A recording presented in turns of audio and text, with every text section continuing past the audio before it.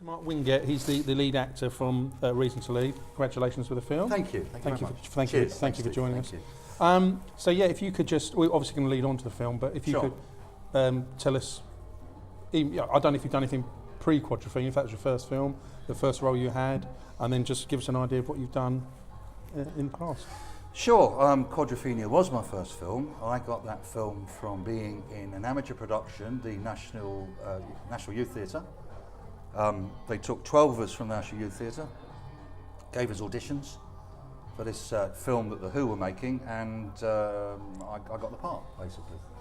I was 17 years of age, and my first job was this little film called Quadrophenia. Amazing, yeah.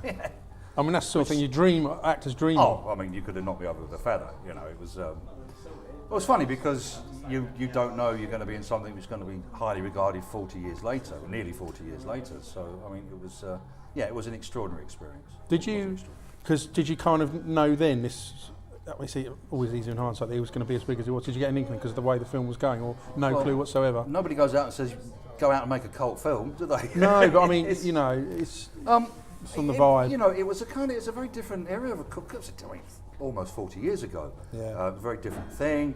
It was one of several British films that were made in that era. Films like Babylon, Scum, Quadrophenia, maybe Breaking Glass. It was kind of that. Those were kind of late 70s movies, which reflected the times, really. So after that, did your career go literally into stratospheric? Well, yeah, I kind of realised that I was kind of lacking in a lot of stuff, so I was lucky enough to work a lot in theatre. I did a lot of fringe theatre, I did a lot of work at the Royal Court Theatre. I worked with directors like Antonia Bird, God rest her soul, Danny Boyle, Max Stafford Clark in theatre. I also made another film, Breaking Glass. I did TV series after TV series, and for about 4 or 5 years I was swapping between film and theatre and stage work, right. which was fantastic. Because it was the zeitgeist at the time, and I was in the right place at the right time. So there was no shortage of parts, but in my early days, absolutely. In 1983, I was in another stage play, written by a fabulous writer called Tony Marchant, and these executives from Thames Television came along, and 5 of us from this play got cast in this pilot episode called Wooden Top, which is about the police force, which was then picked up and made into a TV series called The Bill. I thought I'd like to play a policeman for a month. That would be fun, because that's how long the filming took. A month to make an episode, 1 hour of television. Unheard of these days. A month. And I didn't realise that 21 years later and 787 episodes later, I would leave that show. I mean, most people will recognise you from that, of course. Well, if they watch the show, sure.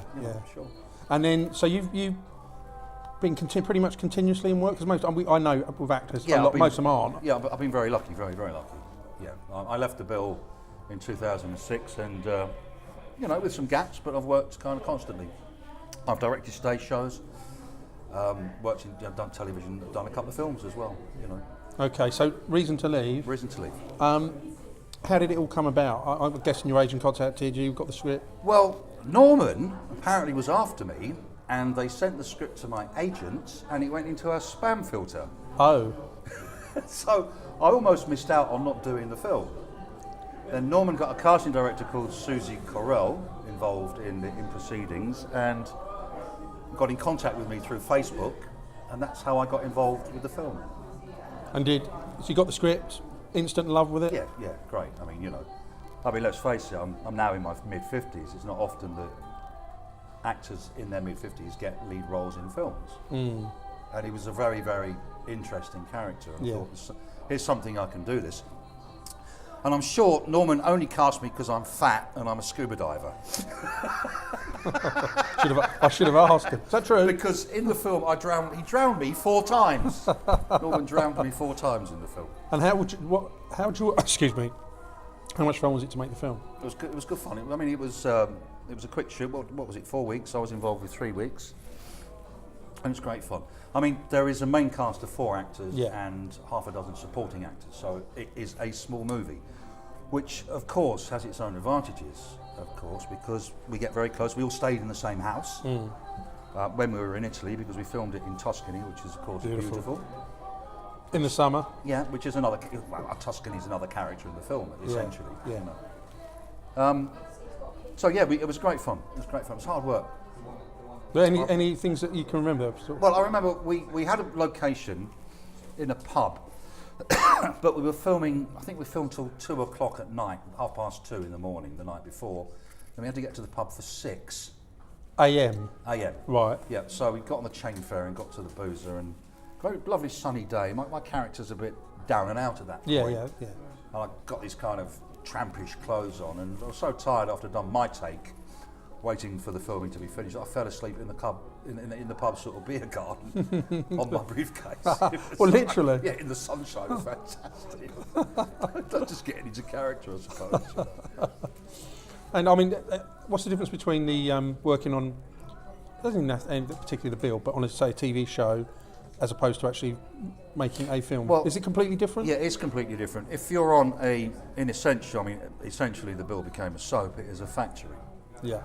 So, as with many actors in soaps and long-running series, the bill, you can be working on 6 episodes at a time, and you work 6 days a week, and you work 50 weeks of the year. Yeah. So that's a a drag. lot of work. That's a lot of work. Yeah. You kind of keep the storylines in your head, and you know what you're doing in particular episodes, and you might be in 3 or 5 episodes in a day. You turn up on set and you say to the whoever, you know, what's this scene about? What episode is this? Films, of course, you have more time on film.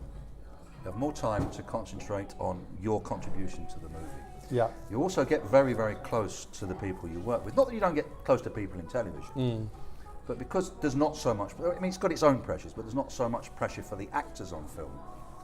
But you get to meet, you get to really get to know people very, very quickly. And that's where the joy of the work is, because your contribution is very, very valued on film. Yeah. Especially if you're playing one of the major roles, then of course the director will listen to you, hopefully, and you'll listen to the director and maybe come to a compromise somewhere along the line, you know. So it's a nice process. Filming is a nice process to be part of. It's very, very different than soap acting, long-running TV series acting. It's more about a memory test. On a film, you have the time to learn the lines and then develop your characters more fully. And how do you prepare for this role? Is there a preparation you have? Well, I'm not just talking about learning the script, of course. No, of course. I mean, Harry's depressed, borderline alcoholic. The whole story really is about his grief, his loss. The other themes of the film are we are not who we represent to the world. The stuff going on underneath. Everyone in this film has a secret.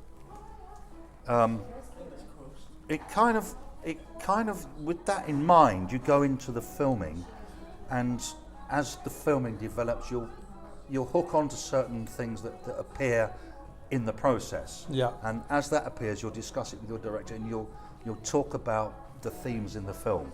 And that's how I kind of approached the movie, really. I kind of had an idea about what I wanted to do with him, and I had an idea about the kind of character he was and how I wanted to play it. But that doesn't really come to fruition until you actually start to work on it. And how do you, at the end of a day's filming, because essentially I don't know the first thing about acting, I was going to say get into a role might be the wrong way to say it, but how do you sort of shut the door when you finished, walk away and just switch off from being that person? Well, you know, I learnt long ago you have to switch off. You hang your costume up and that's it, and you walk out. Because if you take your costume home with you, if you take your character home with you, then I think therein lies a madness. You know, not that you don't think, because you have to work on the scenes you're doing tomorrow, but then you just drop it. You just drop it and become you again. Really, I think you've got to leave it. You've got to leave it in the office, as it were. You know? Must be great fun being able to play someone that's not you.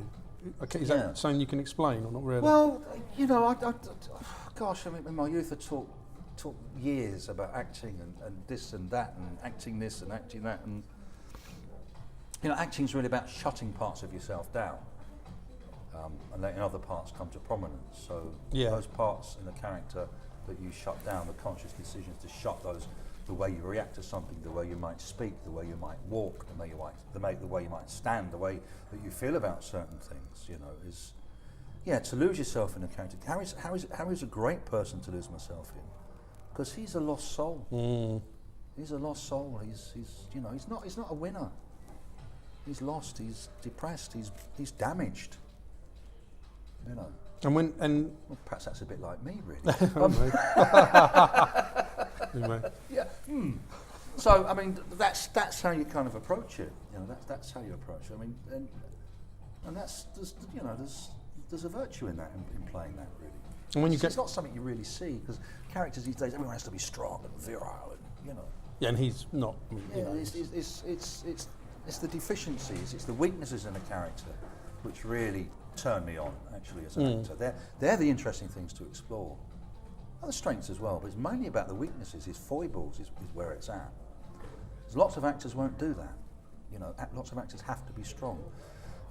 Actors in soaps written into the contracts that they cannot ever be beaten up because they are the tough men of the series. Well, really? Yeah, absolutely. I could name. I'm not going to. I could name an actor that does that in a very well-known soap background. That he has to be top dog. Oh, right. He's never beaten up. Right. Okay. He's never got taken advantage of. I mean, so you're cutting yourself off from a whole whole storyline, the whole kind of universe of emotions. If you kind of make those demands. Harry's lost. He's just lost. And when you're was there anything in when you were looking through the script about to film with during the film, you're thinking this part in this script is going to be a tough thing to do? Was it just plain sailing? I wouldn't say it's plain sailing, because you have to think about, you think about every scene. You think about how to link the scenes. You think about what your guy is doing in the films. No, it's not about if it's difficult, it's about how are you going to do it. Because the scuba part, I'm a terrible swimmer, as an example. Sure. Not that I'm an actor, but you mentioned that, I'm suddenly like, I couldn't do it because of the scuba diving, I mean, that was really interesting because we had one evening to do that, and we have a fantastic director of photography, Franz Pajot, who has done a load of underwater work. He used to be a diver in the Italian Navy. Right. So he's years and years of experience, worked on Bond films and a host of underwater films, and just a consummate professional. Now, I hadn't really I'd only worked with Franz a couple of days, and he's got to trust me in the pool because my safety is his responsibility, but we got on very well underwater. Yeah. And it's not scubaing underwater, you just hold your breath and sink to the bottom of the pool, basically. See, that was, no. And take your breath, there was a cylinder at the bottom of the pool, pick up the demand valve, take your breath and go for the surface. Yeah. There's a coat. Norman gave me his coat to wear, and it had a double lining, so the thing would fill with air. Right, so this is for the actual sequence toilet, right? Yeah. Okay. So the thing filled with air, so we had to weight the coat down. We had to cut a load of holes in the coat and weight it down with lead weight, so I'd actually sink to the bottom of the pool, which was quite funny. Now, I think that scene you're referring to, because Norman was explaining that there was a bit of a problem with that in terms of there were slits of light they had to edge out in post-production. I'm guessing it's the same sequence. Because he said it was only when they put it back, it was like, oh, hang on a minute, we've got a bit of a problem here. Yeah. I suppose then it becomes obvious it's a pool. Yeah. That's, I suppose, the difficulty. Yeah. But then that's just one of those things when you're making a film. Yeah, it's one of those things, isn't it? Yeah, Because we didn't have a huge budget, we didn't have an infinity cone in the pool. We used a pool which was the RNLI training pool in Dorset. Yeah. So that was interesting. It's nice to do some stuff underwater. Brilliant. Okay, thank you very much. Thank you. That's really good.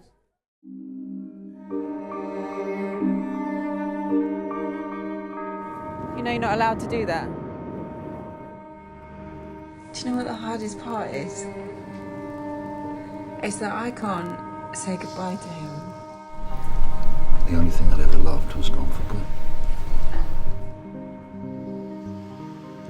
I've just realised I don't even know your name. It's Harry. I'm Bethany. I don't exactly have any plans for when I get there. How would you like a new job? My mum owns this massive vineyard in Tuscany where she's staying, so I figured she could do with the hand working the land. Well, sure, why the hell not?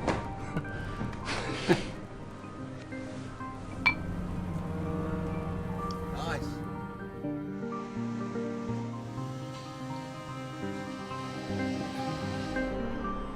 Nice coat. This one. Why no one told me to be like this outside the UK?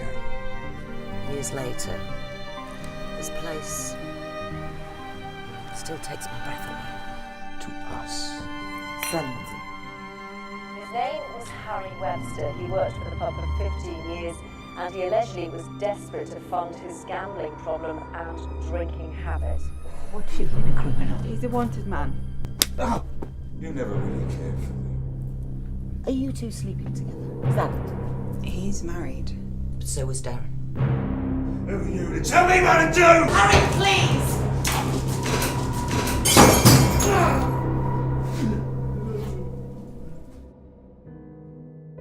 The thing about drowning is there is a point that you stop fighting it, you accept it, you let yourself sink. Whatever your reasons for finally leaving are, I want you to know that you can stay here as long as you can work. So I guess it's not really running away from your problems if you've got somewhere to go to, right?